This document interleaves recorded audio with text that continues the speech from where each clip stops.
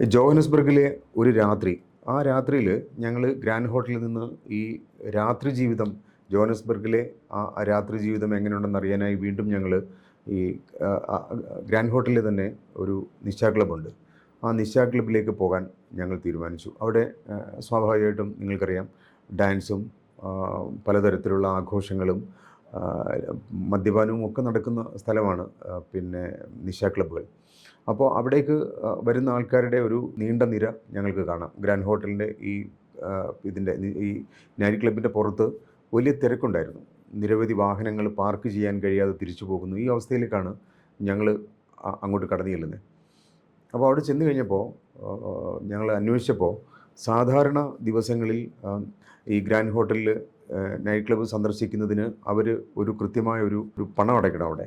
അപ്പോൾ ഞങ്ങൾ ആ സ്ഥലത്ത് ചെല്ലുമ്പോൾ, കൗണ്ടറിൽ ചെല്ലുമ്പോൾ തലേന്ന് വരെ ഉണ്ടായിരുന്നതിനേക്കാൾ ഏതാണ്ട് 3 ഇരട്ടി പണം അടച്ചാൽ മാത്രമേ ആ നിശാ ക്ലബ്ബ് കാണാൻ കഴിയുള്ളൂ എന്ന് അവിടെ ഉണ്ടായിരുന്ന ഒരാൾ പറഞ്ഞു. അപ്പോൾ സ്വാഭാവികമായിട്ടും ഈ ഞങ്ങളുടെ ഒപ്പം ഉണ്ടായിരുന്ന തോമസ് ചാമക്കാല സ്വാഭാവികമായിട്ടും ഈ ഇവിടുത്തെ റേറ്റും കാര്യങ്ങളൊക്കെ അറിയുന്ന ആളാണ്. അദ്ദേഹം അത് ചെക്ക് ചെയ്തിട്ട് അത് വളരെ പെട്ടെന്ന് ആ പ്രവേശന ഫീസ് 3 ഇരട്ടിയായി വർദ്ധിപ്പിച്ചിരിക്കുന്ന കാര്യം പറഞ്ഞപ്പോൾ ഞാൻ തന്നെയാണ് പറഞ്ഞത്, നമുക്ക് ഇവിടെ തന്നെ കയറി കാണണം എന്നില്ല, നമുക്ക് മറ്റൊരു സ്ഥലത്തേക്ക് പോകാം. അങ്ങനെ അമിതമായ പണം അവർ ഈടാക്കുന്നുണ്ടെങ്കിൽ അത് നമ്മൾ കൊടുക്കേണ്ട ആവശ്യമില്ല എന്ന് ഞാൻ തന്നെയാണ് പറഞ്ഞത്. ഈ ഗ്രാൻഡ് ഹോട്ടലിൽ നിന്ന് ഞങ്ങൾ ഇറങ്ങിയിട്ട് ടീസേഴ്സ് എന്ന് പറഞ്ഞൊരു ക്ലബ്ബിലേക്ക് പോയി. അപ്പോൾ ടീസേഴ്സ് അവിടുത്തെ ഒരു പ്രശസ്തമായ നൈറ്റ് ക്ലബ്ബാണ്. ഈ ടീസേഴ്സിൻ്റെ മുന്നിലും പറഞ്ഞ പോലെ വലിയ ആൾത്തിരക്കും വാഹനങ്ങളുടെ ബാഹുല്യമൊക്കെ കാണാം. പക്ഷേ ഞങ്ങളവിടെ ചെല്ലുമ്പോൾ ഈ ടീസേഴ്സ് ക്ലബ്ബിൽ സാധാരണ അവർ എല്ലാ ദിവസവും വാങ്ങിക്കുന്ന പ്രവേശന ഫീസ് തന്നെയാണുള്ളത്. ഞങ്ങളതൊക്കെ പരിശോധിച്ച ശേഷം ഞങ്ങൾ അവിടെ ടിക്കറ്റ് എടുത്ത് അകത്ത് കയറി സ്വാഭാവികമായിട്ടും ഇപ്പോൾ നിങ്ങൾക്ക് ഈ ലോകത്തിൻ്റെ വിവിധ ഭാഗങ്ങളിൽ സഞ്ചരിച്ചിട്ടുള്ളവർക്കും ഇന്ത്യൻ നഗരങ്ങളിലൊക്കെ തന്നെ നിശാ ക്ലബ്ബുകളുടെ ഒരു സ്വഭാവമുണ്ട്. അത് ഓരോ തരത്തിലാണ്. അതിൻ്റെ അവർ ഈടാക്കുന്ന പണത്തിൻ്റെ തോതനുസരിച്ച് അവിടുത്തെ തിളക്കങ്ങളും അവിടുത്തെ ആഘോഷങ്ങളും അവിടുത്തെ ഈ മറ്റ് സൗകര്യങ്ങളും കൂടുതലായിരിക്കും. ടീസേഴ്സ് ക്ലബ്ബ് ഇവിടുത്തെ ഒരു പ്രധാനപ്പെട്ട ജോഹന്നസ്ബർഗിലെ ഒരു പ്രധാനപ്പെട്ട ക്ലബ്ബാണ്. അപ്പോൾ ഞങ്ങളവിടെ ചെന്ന് കഴിഞ്ഞതിന് ശേഷം ഞങ്ങൾ 3 പേരും ഓരോ ബിയറൊക്കെ വാങ്ങി ഒരു സ്ഥലത്തിരിക്കുമ്പോഴാണ് ശരിക്കും ഈ ക്ലബിനെക്കുറിച്ചും ഈ ക്ലബിൽ കൂടുതലും ബഹുഭൂരിപക്ഷവും വെള്ളക്കാരാണ്.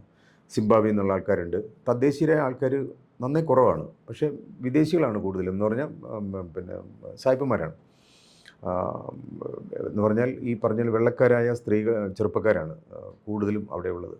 അപ്പോൾ ഞങ്ങൾ അവിടുന്ന് ഈ ബിയർ കഴിച്ചുകൊണ്ടിരിക്കുമ്പോൾ സ്വാഭാവികമായിട്ടും ഇവിടുത്തെ നൈറ്റ് ക്ലബ്ബുകളെക്കുറിച്ച് അവിടെയുള്ള സിംബാബ്വേക്കാരിയായ അവിടുത്തെ ഒരു സപ്ലയർ, ഈ പറഞ്ഞ ഞങ്ങളുടെ ടേബിളിൽ സെർവ് ചെയ്തിരുന്ന ഒരു പെൺകുട്ടി, അത് നർത്തകിയാണ്, ഒപ്പം അവിടെ സെർവ് ചെയ്യുന്നുണ്ട്. അപ്പം അവരോട് ഞങ്ങൾ സംസാരിച്ചപ്പോൾ ഈ ടീസേഴ്സ് ക്ലബിൻ്റെ ഒരു ഒരു ഒരു ഒരു പൊതുചിത്രം നമുക്ക് കിട്ടി. എന്ന് പറഞ്ഞാൽ കുറച്ച് വർഷങ്ങൾക്ക് മുമ്പ് ഈ ടീസേഴ്സ് ക്ലബിലേക്ക് ഒരുപറ്റം നൈജീരിയൻ അധോലോക സംഘം കടന്നു കയറുകയും അവർ അവിടുത്തെ പണം മുഴുവൻ അന്നത്തെ അല്ല, അവിടെ ഉണ്ടായിരുന്ന പണവും മറ്റ് കാര്യങ്ങളും കൊള്ളയടിക്കാൻ ശ്രമിക്കുകയും ചെയ്യുന്നതിനിടയ്ക്ക് അവരുടെ വെടിയേറ്റ് ഈ ടീസേഴ്സ് ക്ലബിൻ്റെ ഉടമ അവിടെ വെച്ച് തന്നെ മരിച്ചു. അപ്പോൾ ഇത് നമ്മൾ പെട്ടെന്ന് ഇത് കേട്ടപ്പോൾ ശരിക്കും അത് കഴിഞ്ഞു അതിൻ്റെ കേസും കാര്യങ്ങളൊക്കെ കോടതിയിൽ നടക്കുന്നുണ്ട്. അവിടെ ഇങ്ങനൊരു സംഭവം നടന്ന ക്ലബ്ബാണെന്നറിയുമ്പോൾ നമുക്ക് സ്വാഭാവികമായിട്ടും ഒരു ഒരു ഒരു ഒരു ഒരു അസ്വസ്ഥത സ്വാഭാവികമായിട്ടും ഉണ്ടാവും.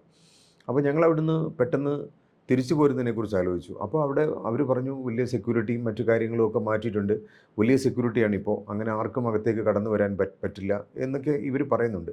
പക്ഷേ ഞങ്ങൾ അതിനു മുമ്പ് നടത്തിയ പലരോടും സംസാരിച്ചതിൽ നിന്ന് മനസ്സിലായ ഒരു കാര്യം, ഈ നൈജീരിയയിൽ നിന്ന് വരുന്ന അല്ലെങ്കിൽ തദ്ദേശീയരായ ആൾക്കാരുടെ സപ്പോർട്ടോടു കൂടിയാണ് അവർ ഒരു നിശാ ക്ലബ്ബ് അല്ലെങ്കിൽ ഒരു വ്യാപാര സ്ഥാപനം അല്ലെങ്കിൽ ഒരു കച്ചവട കേന്ദ്രം കൊള്ളയടിക്കണം എന്ന് വിചാരിച്ചാൽ അവർ വളരെ കൃത്യമായി വളരെ ഏറ്റവും നൂതനമായ സാങ്കേതിക വിദ്യ ഉപയോഗിച്ച് അവർ കൊള്ളയടിച്ചു കഴിഞ്ഞാൽ ആ കൊള്ള നടത്തുന്നതിനിടയിൽ അതിനെ എതിർക്കാൻ ശ്രമിക്കുന്നവരെ വെടിവെച്ച് കൊല്ലാനൊന്നും അവർക്ക് യാതൊരു മടിയില്ല.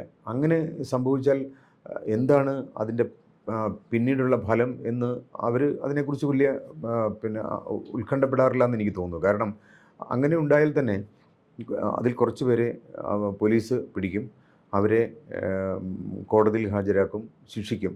പക്ഷേ അതിനുശേഷം നടന്നിട്ടുള്ള പല സംഭവങ്ങളും ഈ ദക്ഷിണാഫ്രിക്കയിലെ ഒരു സുരക്ഷിതത്വ ജീവിതത്തിന് ഭീഷണിയായിട്ടുണ്ട്. അതിന് പ്രധാനപ്പെട്ട കാരണം, ഇപ്പോൾ ഒരു കുറ്റവാളി ഇതുപോലെ ഒരു ക്ലബ്ബിൽ കയറി, അല്ലെങ്കിൽ ഒരു വീട്ടിൽ കയറി, അല്ലെങ്കിൽ ഒരു വ്യക്തിയെ ആക്രമിച്ച് പണവും അയാളുടെ സമ്പത്തും അല്ലെങ്കിൽ അവിടെയുള്ള മുഴുവൻ കാര്യങ്ങളും അപഹരിച്ചു പോയാൽ, അങ്ങനെ അതിനിടയിൽ ഒരാൾ കൊല്ലപ്പെട്ടാൽ സ്വാഭാവികമായിട്ടും അവർക്ക് എല്ലാ തെളിവുകളും CCTV ക്യാമറയും മറ്റു കാര്യങ്ങളും ഒക്കെ ഈ പറയുന്ന കുറ്റവാളികൾക്കെതിരായിരിക്കും.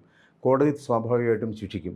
പക്ഷേ അതിനുശേഷം ഈ കോടതി ശിക്ഷിക്കുന്ന കുറ്റവാളികൾ ശിക്ഷാകാലാവധി കഴിഞ്ഞ് പുറത്തിറങ്ങി കഴിയുമ്പോൾ അവർ പലപ്പോഴും ചെയ്യുന്ന ഒരു കാര്യം, നേരെ അവരെ ഈ നിയമത്തിൻ്റെ മുന്നിൽ എത്തിച്ച പോലീസുകാർ, ഇവരെ ശിക്ഷിച്ച ജഡ്ജി അവരുടെ വീടുകളിലേക്ക് ചെല്ലുകയും, അല്ലെങ്കിൽ അവരുടെ ജീവിതത്തിൽ ഏറ്റവും പ്രധാനപ്പെട്ട വ്യക്തികളെ അപായപ്പെടുത്തുക, അല്ലെങ്കിൽ അവരെ തന്നെ അപായപ്പെടുത്തുക. അവരെ പോലീസ് അറസ്റ്റ് ചെയ്ത സമയത്തുണ്ടായിരുന്ന പോലീസുകാർ, അല്ലെങ്കിൽ കോടതിയിൽ ശിക്ഷിച്ച ജഡ്ജിമാർ, ഇവരെ അപായപ്പെടുത്തുക, കൊല്ലുക. ഇങ്ങനെയുള്ള നിരവധി സംഭവങ്ങൾ ഈ പറയുന്ന ജോഹന്നസ്ബർഗ് നഗരത്തിൽ നടന്നിട്ടുള്ളത് കൊണ്ട് തന്നെ, അല്ലെങ്കിൽ ദക്ഷിണാഫ്രിക്കയുടെ പല ഭാഗങ്ങളിൽ നടന്നിട്ടുള്ളത് കൊണ്ട് തന്നെ, പലപ്പോഴും ഇങ്ങനെയുള്ള സന്ദർഭങ്ങളിൽ പോലീസും കോടതിയൊക്കെ തന്നെ കുറ്റവാളികളെ ശിക്ഷിക്കുന്നതിന് പകരം പലപ്പോഴും അവരുടെ നിയമത്തിൻ്റെ മുന്നിൽ നിന്ന് പലപ്പോഴും അവരെ രക്ഷിക്കാനോ, അല്ലെങ്കിൽ ഇത്തരം സന്ദർഭങ്ങളിൽ ഇതുപോലുള്ള ക്രിമിനൽ പ്രവർത്തനങ്ങൾ നടത്തിയതിനു ശേഷം രക്ഷപ്പെട്ടോട്ടെ എന്നുള്ള നിലപാടെടുക്കുന്നതായും ഈ ക്ലബ്ബിൽ വെച്ച് തന്നെ ഞങ്ങളോട് പലരും പറഞ്ഞു. ഇത് ശരിക്കും ദക്ഷിണാഫ്രിക്കയുടെ പൊതു സാമൂഹിക അന്തരീക്ഷത്തെ, അല്ലെങ്കിൽ അവിടുത്തെ ഒരു സാമൂഹിക ജീവിതത്തെ ഏറ്റവും, ഞാനിത് നേരത്തെ പലപ്പോഴും പറഞ്ഞിട്ടുണ്ട്, ഈ പറഞ്ഞ പല സ്ഥലത്തും പോകുമ്പോൾ ഇതുപോലെ അക്രമ പ്രവർത്തനങ്ങൾ ഉണ്ടാകുകയും അതിനെ പോലീസിനും മറ്റ് നിയമവ്യവസ്ഥകൾക്കും വേണ്ട തരത്തിൽ കൈകാര്യം ചെയ്യാൻ കഴിയാത്ത ഒരു ഭീഷണി ഇന്നും ഈ കാലത്തും ദക്ഷിണാഫ്രിക്കയിൽ നിലനിൽക്കുന്നു എന്നതാണ് യാഥാർത്ഥ്യം.